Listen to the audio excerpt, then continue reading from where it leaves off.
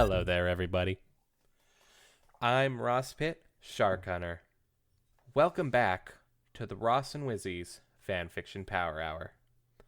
Of course, I'm not alone in this endeavor, as I am also joined by Wizzy Puff. He is. Don't you just love that voice of his? I do. I don't. Anyways. Alright, if you keep that up, you may be alone in this endeavor. Oh, man. Alright, so, today we are reading a very special fan fiction. Oh. In honor of the new year coming up. We are, of course, going to be reading 6 Characters Have Henceforth Found a Point and Are Now Trying to Figure Out What to Do With It by Caffeinated Pinkie. Woo! Now, Caffeinated Pinkie, if some of you don't know, is one of my... she's a pretty good friend of mine. We do real-time fandubs over on her channel, Caffeinated Pinkie, on YouTube. We have also both acted in Scooter Tricks the Abridged, albeit not in the same scene, of course. Boo, you should have. I know, right? Oh, another thing we have also done together is she voices Starlight in my series Little Horse Toys. Okay, that I did not know. I doubt the next episode is out by now. Sorry, I've just not been wanting to work on it, I'll be honest. Oh, so she's in an episode that's not out yet? No, she has, but the next episode is just, it's been taking a while for me to just start working on it again. Yeah. But yeah, she plays Starlight through the entire series. Funny thing about that series, I don't write it. My friend Sly does. So that's odd, I guess.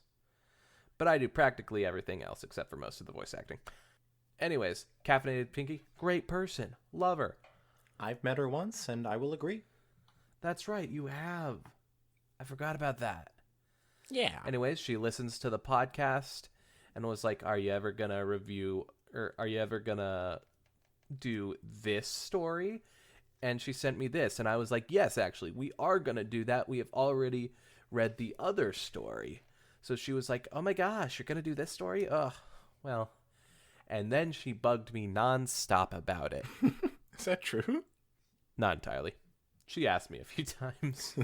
Mostly as a joke, probably, but... Well, I hope she actually watches you know, this one. After the whole month of, Christmas and stuff, it's the holidays, I suppose this is technically a holiday one too, because we're celebrating the new year, the coming of the new year, with fan fiction from my friend. I'm so ready to be done with this year. I know, right? Well, for us, we've got, 1 and 1.5. 3/4 more months, more stuff, more weight. Yeah. But, I can't wait to be done with the year as well. I'm sick of everything. I just hope that next year will be great. But I also hope that last year. I was going to say the same thing. So, let's end this year off with a bang. A nice, quiet, subtle bang. Ready, Wizzy? I'm ready. 6 characters have henceforth found a point and are now trying to figure out what to do with it, in which the chapter title is at work in progress.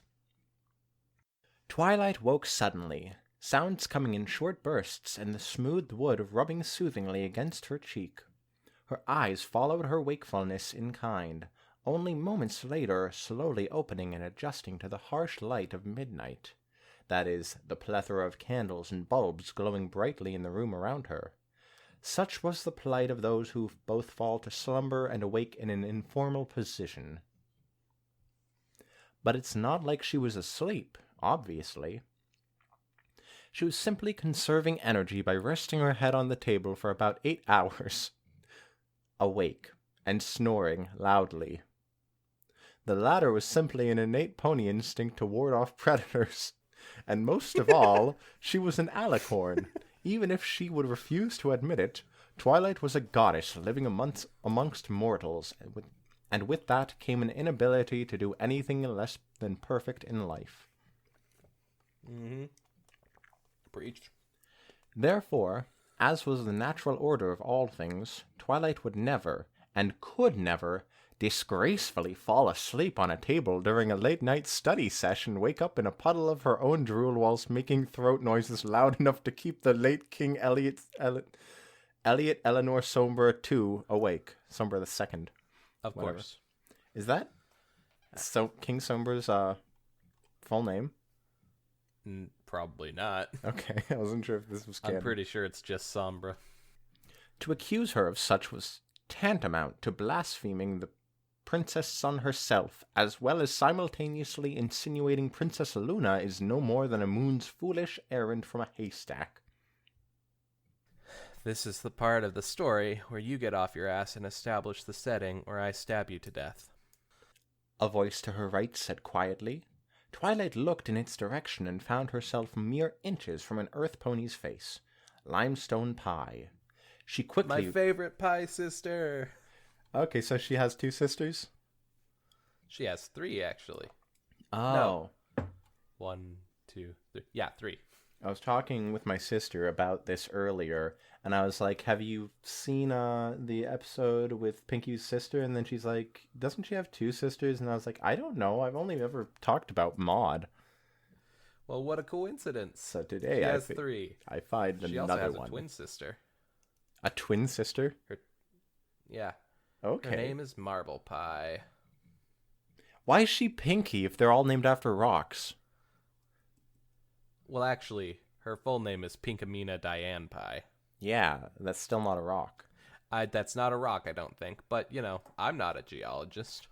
You know and what? Also, I'm not maybe either. Maybe they just said, fuck it. Why the hell not? Limestone Pie. She quickly recoiled from the mare who had a steel blue coat and plain gray mane with a cutie mark of like a tree with rocks or something like that. Twilight would look more closely at it, but she didn't want to have a full screen image of a pony's butt on her laptop during class, when she was in the front of the room. Apart from that, her eyes were a sickly yellow shade, in the sense that any pony who stared into them for a moment too long would instantly be stricken with an illness that would ravage their body from the inside out and then condemn their soul to an eternal and agonizing existence in the special pits of hell reserved just for Limestone's victims. Now, does she have any ability like that? Probably not, but she is very angry. Oh. She's probably sick of living on the rock farm, but, I guess Pinkie and her sisters sort of represent emotions then? Yeah, you know what? I would say that.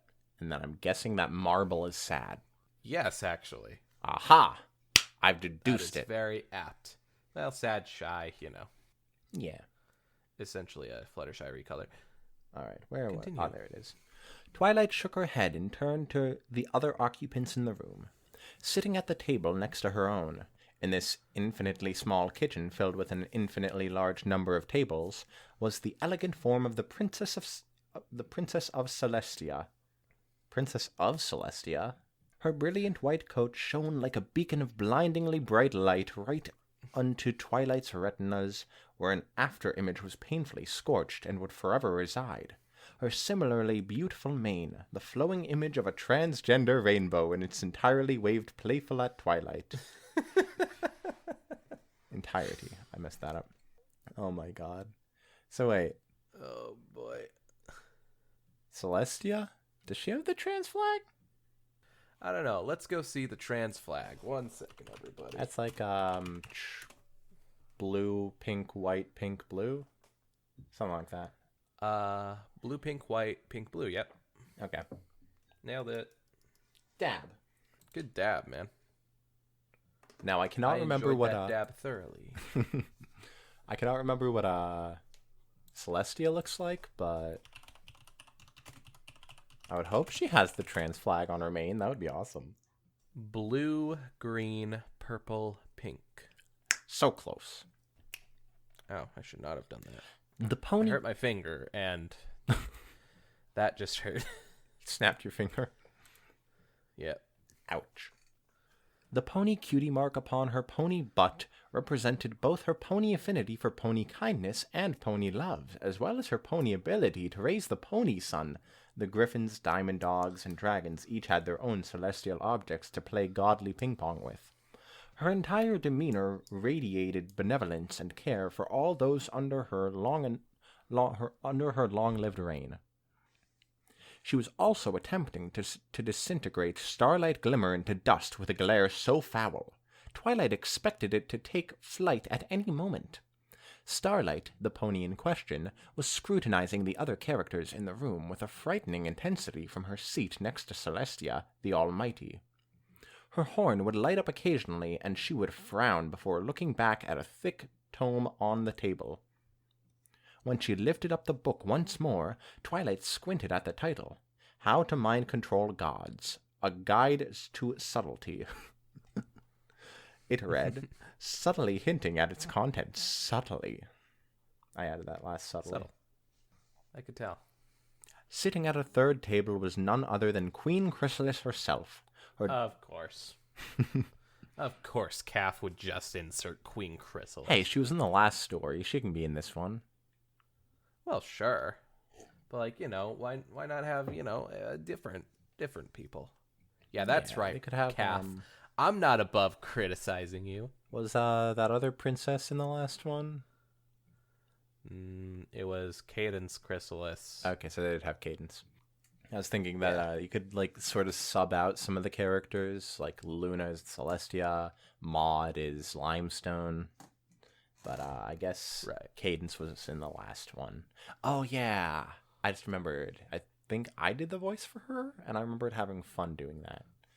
Anyway, her dark figure slumped listlessly against the dark wood, and a number of random objects stuck through the holes in her legs.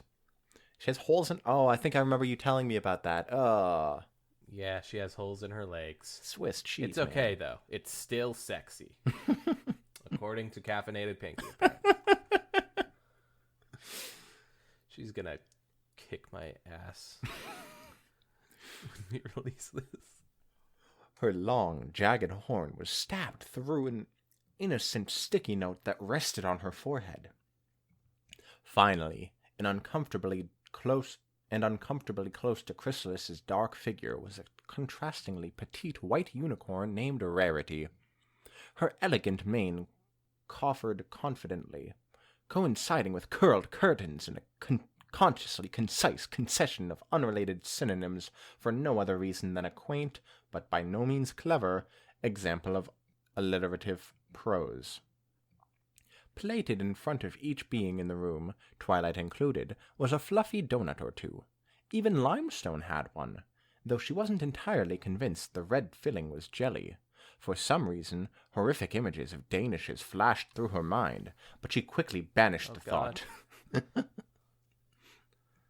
Such treats were for another, much funnier story than this one, after all. You got that right. Ooh! I'm sorry, Caff. I'm liking this one so far. Don't kill me, Caff. Twilight blinked. A rock hit her head with a thud, but caused no discomfort otherwise. This was strange. As all ponies know, rocks are hard. Skulls similarly follow suit. But rocks are oft to defeat one in a battle of wills, especially when Limestone is involved, that is. The extremely aggravated earth pony, Limestone, standing uncomfortably close to Twilight and growling aggressively. Somehow, Twilight didn't appear to be dead or concussed, so it was a win in her book. She liked books. I think Twilight does like books. Yeah. You know what? I think I get that distinct impression from her. But I can't be certain, of course. That's what you trash bins refer to as a run-on sentence. Limestone offered in a rare moment of semi-neutrality and questionable helpfulness. Then she rounded on the pony in changeling pair. Learn how to speak the fucking language, or I swear to Celestia, I will slit your throats in your sleep. I hope that none of the narrating requires swear words, because I'm getting lucky right now. Good luck. Hot venom flew from her clenched teeth towards the pair. Not literally, of course, as that would be dreadfully unsafe. Twilight mostly ignored her as usual. Her attention was far more devoted to her friend across the room, despite the prissy unicorn being the odd one out of the strange party gathered in her kitchen. Rarity was a great morale boost for her. Her friends, Rarity included, were something of pillars in her life. They always remained by her side as a beacon of stability in a sea of turmoil. Rarity's unexpected presence was a sign that everything would be back to normal soon enough, and that she would always have a shoulder to lean on if the going got tough. So have you read this story before? Nope. Oh, that's In good. fact, I specifically avoided reading it until now. Yay! Rarity reached into her mane and retracted her hoof soon after. Now, with a wickedly sharp butterfly knife grasped expertly in her grip, the small hilt was aligned with rubies and sapphires, each on separate sides of the thin steel. Without hesitation, she lunged forward and mercilessly sank the tempered metal deep into the changeling's chest, right over the heart. What is she doing? Twilight gasped in horror, but the blade slid bloodlessly out of an inexplicable hole that had manifested around Chrysalis's would-be wound. It had the shape and size of those things on her leg and was free of lacerations of any kind. Twilight blinked. She was about to comment how often she had been doing so recently, but stopped short. It felt as if she had already done this song and dance before with a blinking gag. Had she? Not that it would have been funny the first time. Here, drink this. Limestone muttered from across the table of Twilight. A subtle undertone of barely concealed hatred cut through her faux cheery tone like butter to 1,000-degree meme. Meme. She passed a platter of 8 shot glasses filled with crystal-clear liquid. They smelled suspiciously of paint thinner and tequila. Maybe you'll be less of an idiot after. The Earth Pony Mare suggested innocently. Twilight shrugged and quickly downed 5 of the containers and eyed the last one critically. They were at least better than vodka shots. She pushed them away and looked up at the alabaster unicorn and then the queen. Rarity, why are you and Queen Chrysalis? She began. Chrissy interrupted with a wave of her hoof. Call me Queenie. Twilight paused and glanced at Limestone, who was currently drawing a gratuitously explicit image of Princess Celestia being dismembered by an egg-shaped rock, while Limestone stuck questionable objects into the holes. Obviously. Twilight sagely decided to not look at her for advice and started again. So why are you...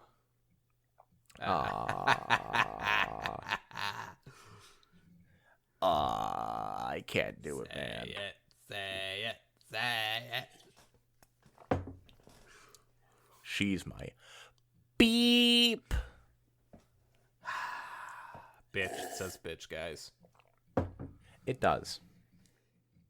Chrysalis interrupted once more. Twilight blinked again, but said nothing in response. At that moment, she swore to herself to never again blink in confusion in order to keep things exciting and fresh. Limestone suddenly appeared by her side and scared the bejesus out of her. What loosely passes as humor in this narrative is being generated from the extreme flanderization of pre-established characters. For example, you wouldn't expect a pony like Rarity to try and murder another creature in any sort of normal circumstance. What? No, I just forgot circumstance is. I said circumstance. Oh. So, you know. Twilight blinked. She swore under her breath. Then she blinked again, but this time simply to keep her eyes from becoming dry, and thus was not an offense. She did that a few more times. Right now, the author is trying to subvert the reader's expectations by bringing undue attention to an action that was previously unusual. But in this specific instance, it's not. Limestone bit into her donut as she paused. It's a pretty shitty attempt at a joke, all things considered. Twilight turned to the mare. What? She asked. Chrysalis was the one who spoke up. Do you think I'm pretty? She inquired, frowning sullenly at Twilight. It will be Rarity. I think you would make a good Rarity. Yes, my love. Rarity practically shouted.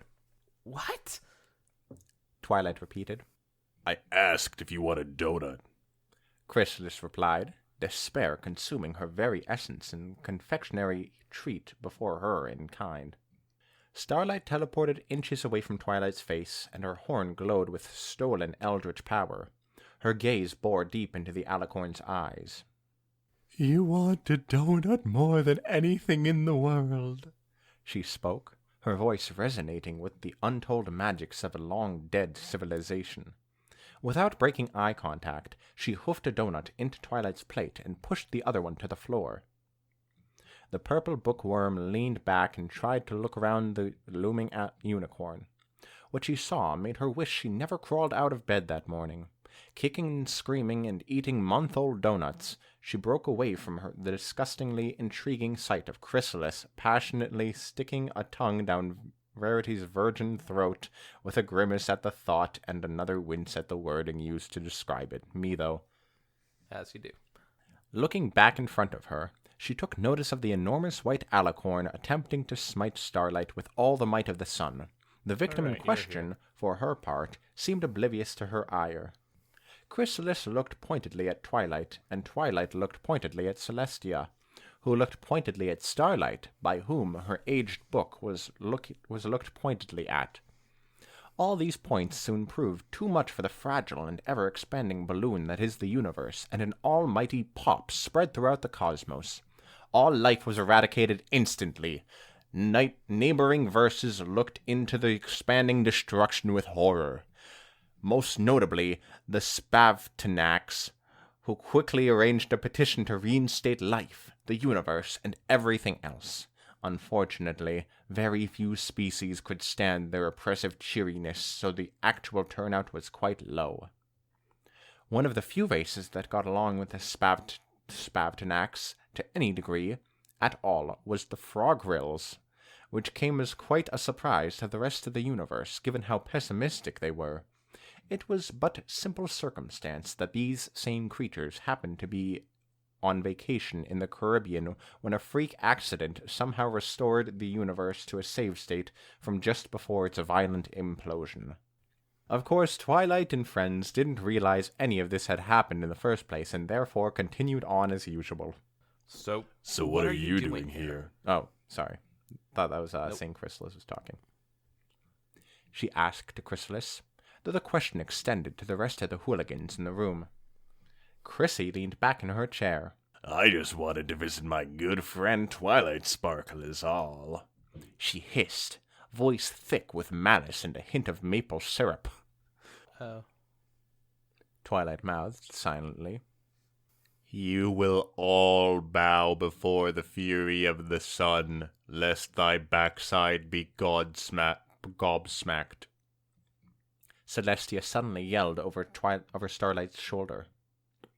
Twilight looked at Celestia for a split second before deciding that splitting seconds was far too dangerous, and quickly returned her steady gaze to Rarity, who was stealthily moving her hoof towards Chrysalis's own.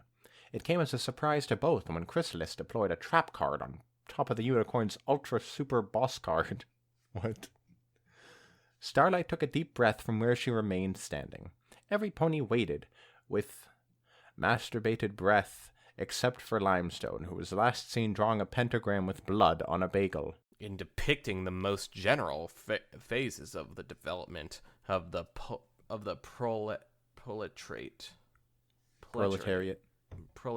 thank you. We trace the more or less veiled civil war raging within existing society up to the point where that war breaks out into open revolution, and where the violent overthrow of the bourgeoisie lays the foundation for the sway of proletariat. She finally said, picking up a donut glazed equally on all sides and sprinkles spread equidistant from each other across its surface. How darest thou speak against our government, cretin? Celestia shouted, inches from the offending unicorn. Chrysalis popped up from under the table that Celestia was sitting at and smacked her lips. I always found ruling with love to be the best way to go about things. She tilted her head and snarled, Until Thorax stole all of my male subjects for his own personal harem. She spit on the table, and I cannot read that word. Oh, brother. Wuss. Is that Celestia? I think that's Celestia. I don't know. I think that's Chrysalis. Oh, but Chrysalis was just talking, and then there's a... That looks like I know. It's weird, but Rarity does talk All right. next. And it's... What a loser, right, Rarity? She says faggot, by the way. I don't think loser quite resembles the irony of the situation, so I have to tell them. The blindingly white unicorn responded immediately with a hungry look in her eyes. Absolutely, mistress. I'm more of an anarchist myself, honestly. Limestone called from across the room, inexplicably hanging upside down from the rafters. Our sister remaineth a perpetual virgin on account of being too edgy to make it half a league from her dorm without losing a pint of blood. Celestia mumbled quietly from beside Starlight. When in the course of development, class distinctions have disappeared, and all production has been concentrated in the hooves of a vast association of the whole nation. The public power will lose its political character. Political power, so properly so called, is merely the organized power of one class for oppressing another. If the proletariat during its contest with the bourgeoisie is compelled by the force of circumstances to organize itself as a class, if, by means of revolution, it makes itself the ruling class, and, as such, sweeps away by force the old conditions of production, then it will, along with these conditions, have swept away the conditions for the existence of class antagonism, and of classes generally, and will thereby have abolished its own supremacy as a class, murmured Starlight equally as quietly. Celestia merely harumphed with a vengeance. Chrysalis raised a chitinous eyebrow. Celestia glanced at Queenie, and their wandering eyes met. A battle of frigid ice and fiery fire raged between the two, mercilessly massacring any caught in the crossfire. Twilight conjured a fire extinguisher from the deepest depths of hell, just in case. Eventually, Chrysalis looked away bashfully. Starlight snuck up behind the changeling. Do you know about... She paused and looked back and forth before lifting a hoof to the side of her mouth. Mind control? Rarity immediately stepped towards the unicorn menacingly. How dare you accuse my paragon of virtue with... Chrysalis held up a holly, or holly if you happen to be a prissy white fashionista, hoof in front of the aforementioned pony.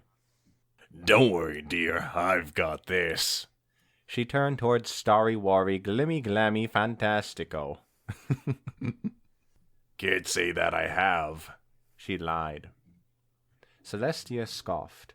Sure you haven't, she said. Chrysalis crossed her legs on the table. And what's that supposed to mean? She leveled a glare at the white alicorn. And what happened to your bizarrely Luna-esque speech pattern? Limestone interrupted. Twilight glanced over to the pony and noticed she was using her horn to levitate a large wooden spoon. It matters not, Celestia commanded. She slammed a hoof onto the floor, causing a spiderweb of cracks to appear. Nearby, one of Fluttershy's friendly spiders chuckled at the meek comparison to her own web. It was just then that an even larger friendly Fluttershy spider challenged its small kin to a battle to the death. The minuscule arachnid was swiftly defeated, and the funeral was held the next day. No less than 3 separate duels were initiated during the event. Fluttershy's super friendly and totally not bloodlusting spiders were an extremely violent species with a flair to the dramatic and hearts of gold. Except for Webanold the sixth. F. Webanold. Fuck. It's also the 4th, I believe. 6th is VI. Oh. Starlight suddenly returned to the present, figuratively this time, and glowered at the changeling. You will answer me truthfully, she growled. Twilight spoke up for the first time in an ambiguous number of paragraphs. What about shining armor? She raised an eyebrow at the blank books she received. Who? Chrysalis finally asked. Rarity likewise shrugged. Never heard of him in my life, Celestia agreed. Sounds like a massive epping weeb, Starlight echoed. Betty likes dick. Ooh, if you knew my ships. Limestone concurred as she fell on top of Starlight, causing the aforementioned pony to emit a squawk in surprise. She instinctively fired a vicious bolt of black magic that sliced a groove in the fabric of the universe and caused the souls of the damned to scream out in agony. Limestone merely let it glance off of her. Protected by a well-polished suit of contrived plot armor, she rolled off the stunned pony and stood up. Twilight slammed a non-existent mug on the table. That's it. She screeched, not unlike a banshee, but far more like a pony. What are all of you doing here? Why is every pony insane? Why is Celestia, praise be unto her, a colossal vagina? Why is Chrysalis acting more pathetic than usual? Why is Starlight so hell-bent on mind-controlling me? Why is Rarity a sex slave? And why is Limestone a psychopath? Do any of you want some coffee? The other creatures in the room blinked owlishly at Twilight. What? Also, What? Celestia and Starlight asked simultaneously. Twilight's horn glowed, and she teleported across the room, appearing next to a lonely coffee machine. The machine's spouse had recently died from a devastating stroke, not unlike Starlight's own prophesized fate. What? Starlight's gonna die from a stroke? I guess so. And their best friend / secret lover just a month prior fell victim to a nasty case of starvation after having its cutie mark removed and forgetting how to eat. Starlight denied any involvement in the untimely passing, and the case remained open. Does anyone want coffee? Twilight repeated, holding up a newly filled cup of joe, not to be confused with Kappa Joe, Donut Joe's less fortunate cousin. She continued. I just made some. Chrysalis glanced at Rarity, who shrugged helplessly. Sure. He responded, quite unassuredly. Rarity took a sip from Chrysalis's when it arrived. I could go for some, Starlight echoed. Limestone swooped in from the ceiling on a pair of fiery demon wings and snatched Twilight's mug out of her magic. Thanks. She shouted behind her. Twilight rolled her eyes and made another cup. Celestia huffed and turned away. Her horn glowed and a mug of her own apparated in her aura. Coffee is for losers, She Thank mumbled you. indignantly. Coffee best. Twilight sniffed the air as a curious scent found its way to her. Is that paint thinner? She asked, staring worriedly at Celestia's drink. Celestia looked up. No. She went back to daintily vacuuming up the decidedly not paint thinner. Oh, well, in that case. Twilight was interrupted when Celestia suddenly slumped in her seat before crashing to the floor with a distinct clang of metal. She convulsed on the ground for a few seconds before going still. The room descended into silence. Oh, okay. Chrysalis let out a small chuckle before returning to whatever she was doing with Rarity. Twilight glared at her for a moment before turning her gaze back to Celestia's unmoving figure. She trailed off, just as suddenly as Celestia met her painful end. She sprang up again and shook her head. Whoa! She exclaimed as she took her seat again. She leaned over the teacup and stared deeply into its soul. Remind me to never drink from Cadence's stash again. I feel it was Cadence who was drinking the paint thinner. Yeah. She immediately went back to take another sip. A few moments passed. Celestia fell off her chair once more and collapsed into a convulsing mess. Twilight slammed her head into the table she sat at. She took a deep breath and let it out slowly, not raising her face from the wood. Methinks the writer is running out of ideas. Limestone whispered into her ear. Great. Twilight mumbled through the table. Or who knows? Maybe she'll reread the original story and come up with some more? Limestone paused. Speaking of which... She hobbled off into a corner and began to ascend to a higher plane. Just kill me now. Twilight continued, unabated. Oh, come now, my little pony. Chrysalis sang alluredly from her new seat directly across from the unicorn. Celestia cast a frown into the changeling's direction, before remembering she was supposed to be comatose or dead or something, and promptly stilled once more. Why don't you eat something? Twilight groggily lifted her head off the table and glared at the smile, which was the farthest thing from malicious known to pony kind, directed her way. She raised an eyebrow testily.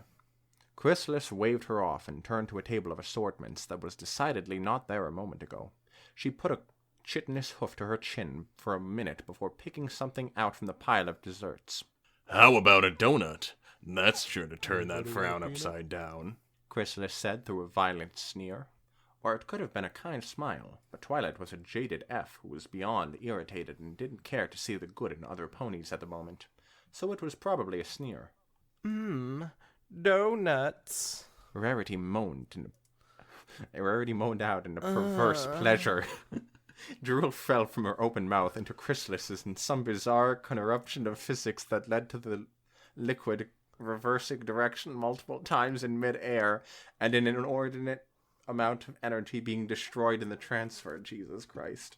Twilight had a sudden sense of deja vu as her vision blacked out. She found herself in a cavern deep below Canterlot Castle, where Chrysalis had left her to starve to death. What is going on? What is going on? Mere meters beyond her reach lay a tray of jelly-filled donuts that taunted her from their side of a thick pane of glass. Twilight then realized none of this had actually happened, and none of the events nor dialogue in the past few minutes were reminiscent of events that had previously taken place. What flavor is it? Starlight asked with a vested interest. Chrysalis responded, staring at the treat in confusion while somehow turning the trailed-off sentence into a question. I'll trade my kingdom for that donut, Celestia interjected, or she would have if she had been capable of doing so. Instead, her statement came out more like, frowny,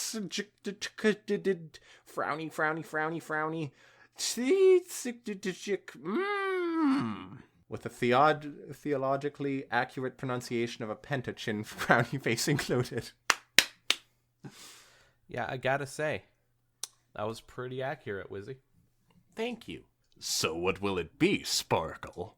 Chrysalis pushed. Twilight stared at Chrissy's hoof with the intensity of a god. Why do you have holes in your legs? She eventually answered. Wait. Chrysalis growled. I was so confused as to what was happening. Then I realized it was limestone. Yeah. Chrysalis growled and moved the donut closer to Twilight's purple hooves.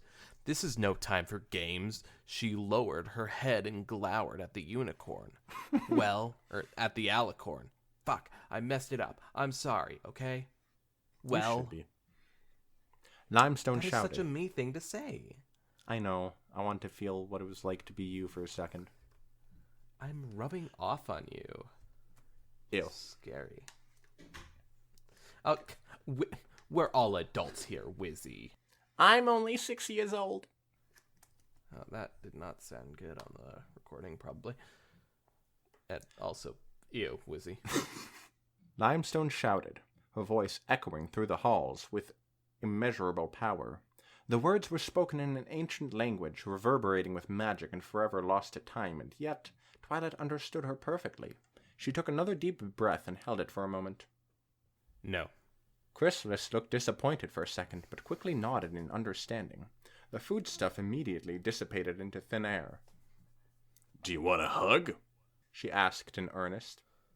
Twilight sighed and looked down at her hooves. Yeah.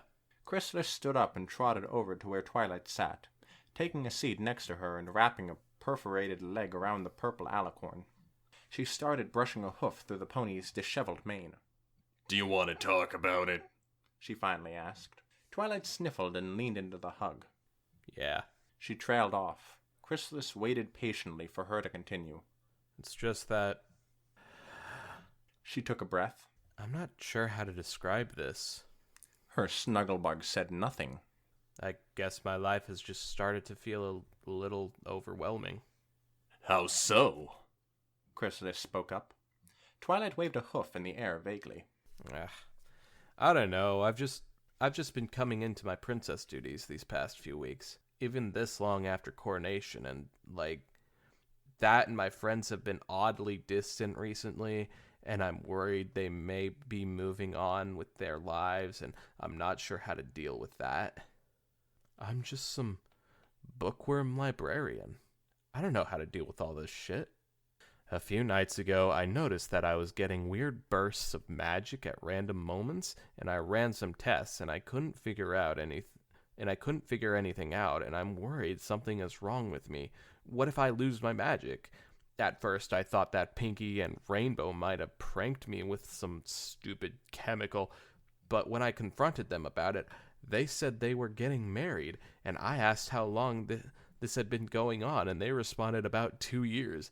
And I'm upset because they never told me about this before, and I'm also a little angry that Rainbow wasn't shipped with me in this story, because it's not like it actually had much to do with the actual plot of this narrative in the first place.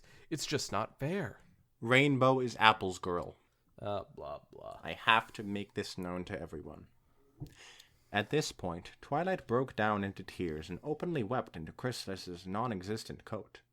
Chrysalis smiled reassuringly. I'm sure it will all turn out fine. Your friends certainly have made a name for themselves, but I doubt they'd ever leave you far behind. She turned her head and looked directly into Twilight's eyes and smiled with a toothy grin. Well, I guess they did this time. But you know. Twilight ceased her sobbing and stared at Chrysalis. Chrysalis stared back. Twilight continued to stare at Chrysalis. Chrysalis flashed her best winning smile. Twilight made a rude gesture and went to bed. The end. Wow. Oh, wait, author's note.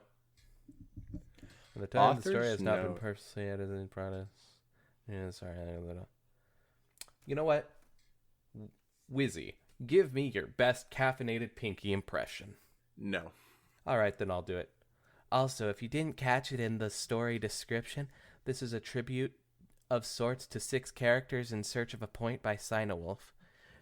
If any of these jokes seem reminiscent of their story, that's probably why. I tried my best to avoid doing so. I am not sounding like Caff at all. but I can only do so much. Credits. I know that guy. Jack Getchman as the writer of Chrysalis's last line of dialogue. I know that guy.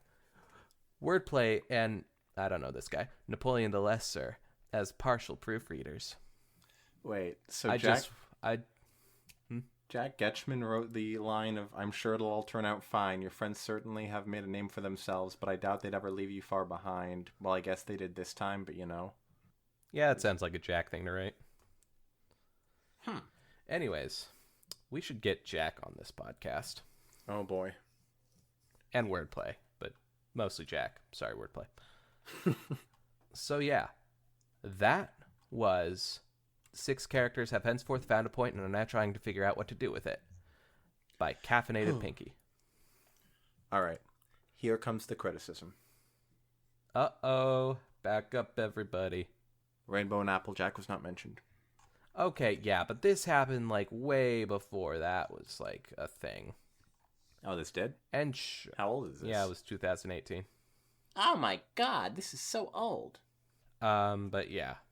Like, personally, I prefer Pinkie Dash myself. Or even Twi Dash, for the Rainbow Dash ships. Honestly, I'm just, those are kind of the first Rainbow Dash ships I found, and they've stuck with me. Yeah.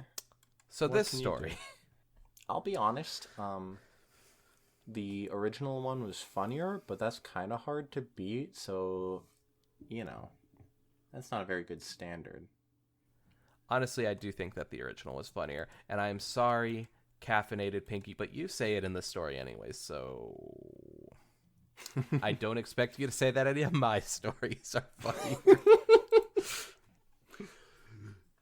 So, yeah, I mean, 6 characters in search of a point, and a hell of a time. I mentioned those two because I can't decide which one I think is funnier. I'd probably put this one in the upper middle category of my favorite of the comedy stories.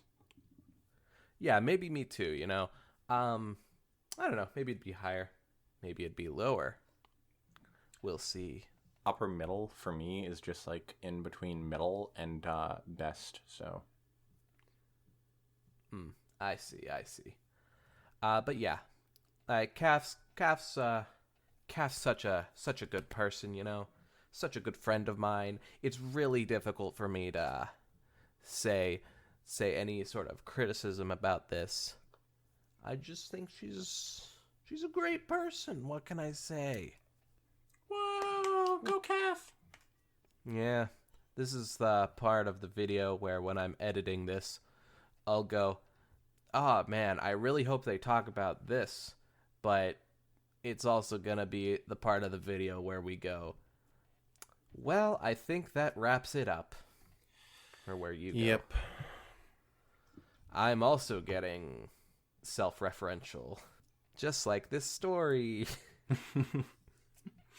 Ross's brain is breaking, so I think we're gonna end it here. No, we don't end.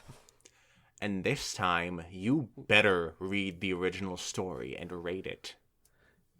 By God, if you don't go down into that description and give this the fattest, juiciest thumbs up, I'm gonna come over to where you are. I'm gonna find you. And I'm gonna take your throat, and I'm gonna give it a nice massage. Give it a nice massage, And then, really I'm gonna take a razor. Put it up to your throat, and then I'm gonna give you a nice shave. You probably need one. Neck beards over the hair, give you a nice shave, really, and then kind of rinse off your face. You can never be too careful with these things. And then I'm gonna take a plastic bag, and I'm gonna go get your groceries for you. I don't want to be too rude, too imposing. Well, I might as well do that, Ross is probably going to go on for forever, so I think here is where we're going to end it. Bye. Bye. I'm right behind you.